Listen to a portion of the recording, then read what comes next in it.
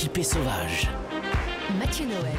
Il nous a rejoint en studio alors que nous devisions de ce pas léger qu'on lui connaît et qui a résonné dans tous les restaurants gastronomiques de France et de Navarre. Voici, ma chère Catherine, mon cher Jules, notre expert gastronomique Olivier Pouls qui va tenter ce soir de surmonter son léger revers d'hier face à Élise Lucet qu'il avait tenté de bluffer avec une enquête sur le business de l'avocat. Caramba, encore raté, comme disait le général Alcazar.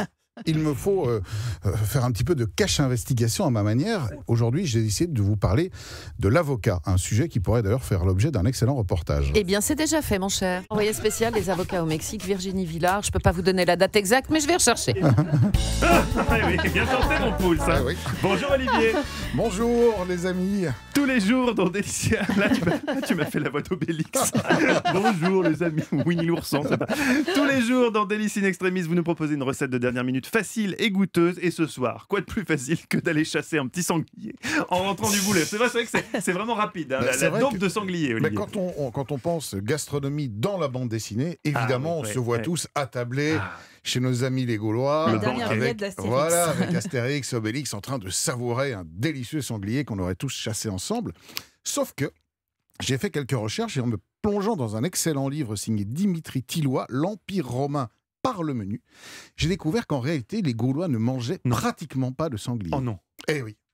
Et les Gaulois avaient déjà compris que l'élevage était une bonne manière d'avoir de la viande, donc ils élevaient eux-mêmes des animaux. Ils mangeaient des bovins, ils mangeaient du porc, ils mangeaient des ovins, et figurez-vous qu'ils mangeaient même des chiens. Ils élevaient les chiens pour les manger, les Gaulois, ce que ne faisaient pas les Romains en revanche. Ils chassaient un petit peu, mais plutôt de la petite chasse, ils chassaient du lièvre, de temps en temps un sanglier, mais ce n'était pas très courant de trouver du sanglier à la table des Gaulois. Je ne les chassais pas à coups de poing, surtout. Surtout pas, non. Alors ça n'empêche que nous les chassons beaucoup. C'est vrai que c'est en ce moment, on est en pleine période de chasse et qu'on les mange. Et si les Gaulois, devaient cuisiner aujourd'hui du sanglier, ce ne serait probablement pas de la manière dont le fait Obélix, c'est-à-dire un gros cuisseau juste rôti. Ils étaient experts en matière de rillettes, les Gaulois. Ils faisaient déjà des rillettes, figurez-vous. Et donc, je vais vous proposer une recette de rillettes de sanglier ou de cochon telle que pourrait les faire. On n'est plus sur la dope de sanglier. Non, j'ai décidé de changer parce il a changé son fusil d'épaule. Je me suis dit que l'hommage à nos amis les Gaulois, c'était plutôt la rillette. Alors, en plus, c'est très simple à faire.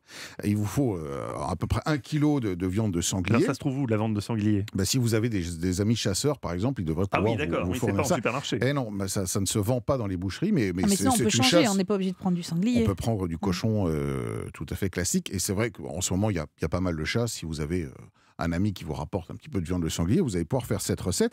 Il vous faut un oignon, il faut du thym, du laurier, ce que pouvaient déjà trouver les Gaulois, ce qu'ils utilisaient. Il vous faut un verre de vin rouge, et les Gaulois étaient également consommateurs de vin rouge, figurez-vous. On pense qu'ils ne buvaient que de l'hydromel, mais c'est pas vrai. Les Romains avaient apporté la vigne, et les Gaulois étaient friands de vin rouge. Et il vous faut du poivre, 3 grammes par kilo, et du sel, 15 grammes par kilo. C'est important pour bien doser vos rillettes. Et puis tout simplement, vous allez mettre ça dans un chaudron, façon gauloise. Comme Panoramix. Voilà, et vous allez laisser compoter, cuire ça pendant 4 heures, de manière à ce que la viande soit bien moelleuse, bien déliée. Il ne restera plus qu'à mixer tout ça, à laisser votre petit pot de rillettes une douzaine d'heures au frigo pour qu'il rafraîchisse. Et puis voilà, vous avez d'authentiques rillettes de sanglier telles que les mangerait Obélix. Voilà, on attache Assurance Torix à l'arbre Voilà. Et on est parti pour un banquet. Et c'est Mathieu qui chante. Merci. Non, c'est vous qui... Vous voulez qu'on vous entende? Non, ça va. Si vous voulez, on peut le mettre. Non, c'est bon. Merci Olivier Pouls, qu'on retrouve tous les samedis dans la table des bons vivants de Laurent Mariotte à 11h sur Europe 1.